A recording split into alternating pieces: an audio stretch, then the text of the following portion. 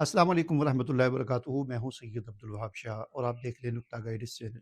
नाज़रीन, सेकुलरिज़म के हवाले से हमारी बात चल रही है और इससे पहले मैं 2 वीडियोज़ में सेकुलरिज़म का इब्तिदाई तारफ़ करवा चुका हूँ, उसका माना और तारीफ़ बता चुका हूँ कि सेकुलरिज़म क्या चीज़ है, इसका माना क्या है और इसकी तारीफ़ क्या है, इसका मफ़हूम क्या है। आज की इस वीडियो में हम बात करेंगे सेकुलरिज़म के हवाले से कि सेकुलरिज़म क्या कोई नया नज़रिया है? एक तो इस पर बात होगी छोटी-सी मुख्तसर सी। और दूसरा ये कि इसके उसूल क्या हैं, यानी सेकुलर जो तबका है या जो सेकुलर निज़ाम के जो लंबरदार हैं वो दुनिया में इंसानों के लिए उन्होंने क्या उसूल वज़ा किया हुआ है और आहिस्ता आहिस्ता उन्होंने उसको नाफिज भी कर दिया पूरी दुनिया पर और ख़ास तौर पर इस्लामी ममालिक पर उसको मरहला वार उसका निफाज वो कर रहे हैं और उसके क्या असरात पड़ रहे हैं, इन पर हम बात करेंगे। पहली चीज़ कि क्या सेकुलरिज्म क्या कोई नया नज़रिया है? तो याद रखें, सेकुलरिज्म नया नज़रिया नहीं है। सेकुलरिज्म एक कदीम नज़रिया है, जैसा कि मैंने इसकी तारीफ़ में और इसके माने में और इसके मफ़हूम को समझाते हुए पिछली वीडियोज़ में मैंने बता दिया है कि सेकुलरिज्म की बुनियाद इनकार आखिरत पर है। सेकुलरिज्म की बुनियाद आसमानी अदियान और मज़ाहिब के इनकार पर है, ठीक है ना? सेकुलरिज्म आखिरत के तसव्वुर का मुनकर है। सेकुलरिज्म का जो नज़रिया है ये आसमानी अदियान और मज़ाहिब के तसव्वुरात का मुनकर है, ठीक है ना? तो इस एतबार से ये नज़रिया कोई नया नज़रिया नहीं है। नुज़ूल कुरान के ज़माने में हुज़ूर अकरम सल्लल्लाहु अलैहि वसल्लम के सामने जो मुशरिकीन मक्का थे, उनमें भी बहुत सारे सेकुलर थे, यानी वो मुनकरीन आखिरत थे और मुनकरीन आसमानी अदियान और मज़ाहिब के थे। तो वो भी सेकुलर नज़रिया रखते थे। वो अलग बात है कि उस वक़्त सेकुलर का लफ्ज़ नहीं था। यहाँ तक कि उससे भी आप पीछे चले जाएँ तो फ़िरौन के जो नज़रियात हमें कुरान ने बताए हैं, वो भी वही नज़रियात हैं जो आज सेकुलरिज़म के नज़रियात हैं। तो अंबिया इकराम का जो सामना जिन कौमों के साथ था, तो उनमें ऐसे लोग पाए जाते थे कि जिनके वही नज़रियात थे जो आज सेकुलरिज़म के नज़रियात हैं। फ़र्क सिर्फ़ इतना है कि उस वक़्त सेकुलर का लफ़्ज़ नहीं था। जब बात की जाती है ना कि सेकुलरिज़म का आगाज़ कब हुआ, उसकी तारीख़ बयान की जाती है। फिर वो जी 16वीं सदी में ये हुआ तो इनकलाब फ़्रांस आया तो फ़लाँ आया तो फ़लाँ आया तो उसने फिर ये लफ़्ज़ बोला तो ये हुआ। ये सारे असल में लफ़्ज़ की ईजाद के हवाले से है कि ये लफ़्ज़ कब बोलना शुरू हुआ इस नज़रिए पर, वरना ये नज़रिया नया नज़रिया नहीं है, ये कदीम नज़रिया है। इसी वजह से सेकुलरिज़्म के रद्द के लिए जब हम कुरान को देखते हैं या कुरान में इसका रद्द तलाश करते हैं, तो वो तमाम आयात जो तसव्वुर आखिरत के बारे में हैं और वो तमाम आयात जो जन्नत जहन्नम के बारे में हैं, फ़रिश्तों के बारे में हैं, अंबिया के बारे में हैं, रसूलों के बारे में, हिसाब किताब के बारे में, वही तमाम आयात सेकुलरिज़्म के नज़रिए का रद्द करती हैं, ठीक है? तो एक बात तो ये होगी कि सेकुलरिज़्म का नज़रिया कोई नया नज़रिया नहीं है। दूसरी बात कि सेकुलरिज़्म का उसूल क्या है इंसानों के लिए और उस उसूल का वो निफाज़ आहिस्ता-आहिस्ता कर रहे हैं और बड़ी चालाकी के साथ उन्होंने इस्लामी दुनिया पर भी इस उसूल को नाफ़िज़ कर दिया है। वो उसूल क्या है? देखें, सेकुलरिज़्म हमारा जो दीन है ना, दीन जो होता है, दीन एक इंसानी ज़िंदगी के जो इज्तिमाई और इनफ़रादी गोशे जो होते हैं, उन तमाम गोशों के अंदर जो निज़ाम रहनुमाई करता है उसको दीन कहा जाता है। तो सेकुलरिज़्म में इनफ़रादी जो इंसान की ज़िंदगी होती है, उसमें कुछ आज़ादी है, यानी कोई पाबंदियाँ नहीं हैं कि कोई खुदा को मानता है तो माने, नहीं मानता तो सेकुलरिज़्म को कोई एतराज़ नहीं है। और कोई अगर खुदा को खुदा मानता है तो सेकुलरिज़्म को इस पर भी कोई एतराज़ नहीं। कोई एक खुदा मानता है या 2 मानता है, सेकुलरिज़्म को इस पे कोई एतराज़ नहीं है। कोई नमाज़ें पढ़ता है, रोज़े रखता है, ज़कात देता है, हज करता है, सेकुलरिज़्म को इस पे कोई एतराज़ नहीं है, ठीक है? और कोई सारी रात नमाज़ पढ़ता है, ये सारी ज़िंदगी रोज़े रखता है, सेकुलरिज़्म को इस पे भी कोई एतराज़, और कोई नहीं रखता, नमाज़ें नहीं पढ़ता, ये काम नहीं करता, तो सेकुलरिज़्म को इस पे भी कोई एतराज़ नहीं है। इसी तरह रसूमात का जो गोशा आ जाता है, तो कोई सादगी के साथ शादी करता है, सेकुलरिज़्म को इस पे भी कोई एतराज़ नहीं है। और कोई जो है वो धूम-धाम से करता है, तो इस पे भी कोई एतराज़ नहीं है। कोई आग के गिर्द 7 चक्कर लगा के शादी करता है, कोई किसी और तरीके से करता है। इसी तरह मुर्दों को दफनाने के हवाले से कोई ज़मीन में दफनाता है अपने मुर्दे को, या कोई आग में जलाता है, या कोई पानी में बहाता है, जो भी करता है। सेकुलरिज़्म को इन चीज़ों से कोई मतलब इस पे एतराज़ नहीं है। ये इंसान की इनफ़रादी ज़िंदगी है, तो इस पे उनको कोई एतराज़, हाँ, इज्तिमाई ज़िंदगी जिसमें मुआशरत, मईशत, सियासत आ जाती है, उसमें वो कहते उनके अपना मुआशी निज़ाम है, अपना मुआशरती निज़ाम है और अपना सियासी निज़ाम है। वहाँ पर आकर ये फिर رکاوٹ ڈالتا ہے سیکولرزم کہ نہیں آپ کا سیاسی نظام یہ ہونا چاہیے، آپ کا معاشی نظام یہ ہونا چاہیے، آپ کا معاشرتی نظام یہ ہونا چاہیے. ایک بات تو یہ ہوگی. دوسری بات یہ کہ سیکولرزم اگرچہ انفرادی زندگی میں خدا کو ماننے کی اجازت تو دیتا ہے، لیکن اس کی انہوں نے ایک لمٹ رکھی ہوئی ہے کہ آپ مثلاً وہ کہتے ہیں آپ خدا کو مانیں، ہمیں کوئی اعتراض نہیں. آپ خدا کو گاڈ مانیں، آپ خدا کو کریٹر یعنی خالق مانیں، آپ خدا کو معبود مانیں، ہمیں اس پہ کوئی اعتراض نہیں ہے. آپ مان سکتے ہیں، آپ خدا کو خالق بھی مان سکتے ہیں، آپ خدا کو کریٹر اور خدا کو کیا کہتے ہیں معبود بھی مانیں، ہمیں اس پہ کوئی اعتراض نہیں. انہیں اعتراض اس بات پر ہے کہ آپ خدا کو رب نہ مانیں.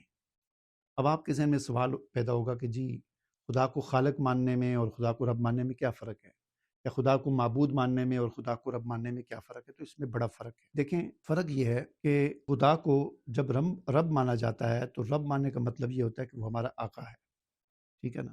اور آقا وہ ہوتا ہے کہ وہ ہمارا آقا ہے اور ہم اس کے غلام ہیں. اور آقا اور غلامی والا جو تصور ہوتا ہے وہ یہ ہے کہ غلام کی کوئی مرضی نہیں ہوتی اور آقا کی ہر کام میں اسی کی مرضی چلتی ہے، ٹھیک ہے نا. غلام کی اپنا کچھ بھی نہیں ہوتا، سب کچھ آقا کا ہوتا ہے.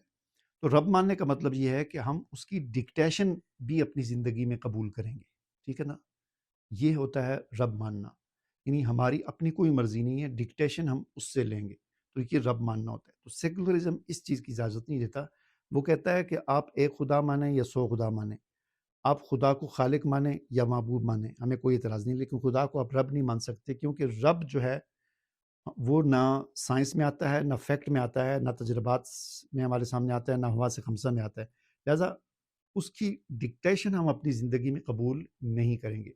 اب دیکھیں فرعون کے بارے میں جو کہا جاتا ہے نا، فرعون اپنے آپ کو خدا کہتا تھا، یا وہ کہتا انا ربکم الاعلی، بڑا رب تو میں ہوں.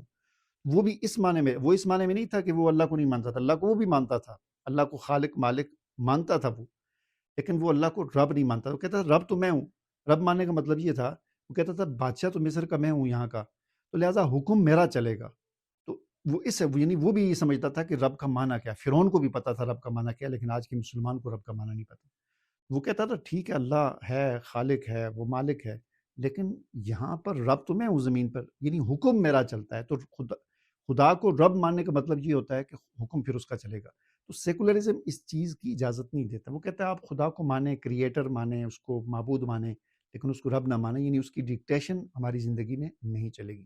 ایک تو یہ ہو گیا. اسی طرح سیکولرزم کہتا ہے ٹھیک ہے آپ محمد صلی اللہ علیہ وسلم کو مانیں، ان کو ایک گریٹ مین مانیں، ایک عظیم انسان ان کو مانیں، ہمیں کوئی اعتراض نہیں. آپ ان کو صادق کہیں، آپ ان کو امین کہیں، آپ ان کے بارے میں یہ کہیں کہ وہ اخلاق کے اعلیٰ منصب پر فائز تھے، ہمیں اس پر کوئی اعتراض نہیں. لیکن آپ ان کو رسول کہہ تو سکتے ہیں، لیکن رسول کے جو تقاضے ہیں وہ آپ یعنی ان کی اجازت نہیں ہے. یعنی ان کو گریٹ مین مان سکتے ہیں آپ، صادق امین کہہ سکتے ہیں، لیکن ان کو رسول ماننے کی اجازت نہیں ہے. کہنے کو کہتے رہیں، لیکن رسول ماننے کی. اب رسول ماننا محمد صلی اللہ علیہ وسلم کو، اس کا کیا مطلب ہے؟ اس کا مطلب یہ ہے اگر ہم گریٹ مین کہیں گے تو مطلب عظیم انسان، تو عظیم انسان اور بھی ہیں، تو چلیں یہ سب سے عظیم انسان ہو گئے. صادق اور امین اور بھی ہیں، تو یہ ان میں سب سے زیادہ صادق اور امین ہو گئے، اس پہ ان کو کوئی اعتراض نہیں. لیکن جب ہم کہیں گے نا محمد اللہ کے رسول ہیں، اس کا مطلب یہ ہوگا کہ پھر وہ مطیع یعنی مطاع بھی ہیں، ان کی اطاعت بھی کی جائے گی اور ان کی ڈکٹیشن ہماری زندگیوں میں آئے گی. تو اس بات کی اجازت سیکولرزم نہیں دیتا. یہی وجہ ہے کہ آپ نے ایک لفظ سنا ہوگا انتہا پسند، اور یہ لفظ عام طور پر مسلمانوں کے بارے میں بولا جاتا ہے. اور یہ انتہا پسند کنہیں کہا جاتا ہے؟ ایکسٹریمسٹ کنہیں کہا جاتا ہے، ٹھیک ہے نا. ایک ان کی نظر میں یعنی سیکولرزم کی اصول کی روشنی میں جو آدمی خدا کو خدا مانتا ہے، خدا کو خالق مانتا ہے، خدا کو مالک مانتا ہے، خدا کو معبود مانتا ہے، تو وہ کہتے ہیں یہ مسلمان ہے. لیکن جو کہتا ہے جو خدا کو رب مانتا ہے، تو پھر اس کو کہتے ہیں یہ ایکسٹریمسٹ ہے، انتہا پسند ہے. اسی طرح جو شخص محمد صلی اللہ علیہ وسلم کو گریٹ مین مانتا ہے، عظیم انسان کہتا ہے، کہتے ہیں ٹھیک ہے یہ محمد صلی اللہ علیہ وسلم کو عظیم انسان مانتا ہے تو یہ مسلمان ہے. صادق امین مانتا ہے، اخلاق کے اعلیٰ معیار پر مانتا ہے، دنیا کا بہترین انسان کہتا ہے، تو ان کی نظر میں یہ مسلمان ہے.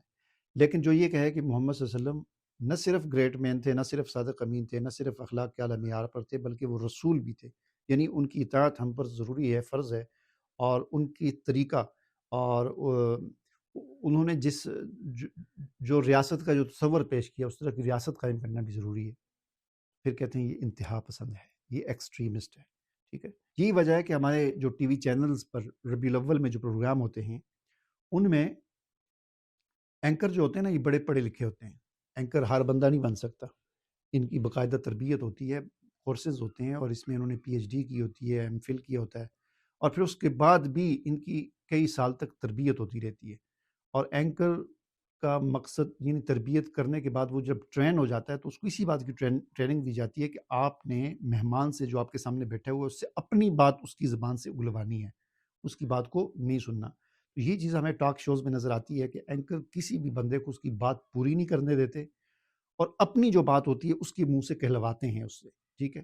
چنانچہ یہ جو سیرت کے جو پروگرام ہوتے ہیں ٹی وی پر، تو اس میں حضور کی صداقت کا ذکر کیا جاتا ہے، امانت کا ذکر کیا جاتا ہے، اخلاق کا ذکر کیا جاتا ہے، آپ کو ایک عظیم انسان ثابت کیا جاتا ہے، اور بات کو ادھر ہی گھمایا جاتا ہے۔ اینکر کبھی بھی مہمان کو اس دائرے سے باہر نہیں نکلنے دیتا کہ کہیں مہمان اس کو محمد صلی اللہ علیہ وسلم کو بطور رسول کے پیش نہ کرے۔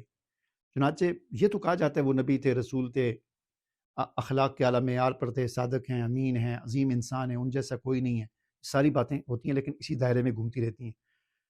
اگر بات کوئی مہمان اس دائرے سے نکال دے اور وہ اس طرف چلا جائے کہ وہ رسول ہیں اور ان کی اطاعت کرنا ہمارے لیے ضروری ہے، انہوں نے جو ڈکٹیشن دی ہے یا ان کی زندگی میں انہوں نے جو جنگیں لڑیں یا جو انہوں نے ایک ریاست قائم کی، اس طرف اگر بات جائے تو وہ اینکر ایک دم یا تو بریک لے لے گا، اور یا وہ بیچ میں سوال داغ کر جو ہے اس بات کو ادھر ادھر کر کے اس کو گھما دے گا۔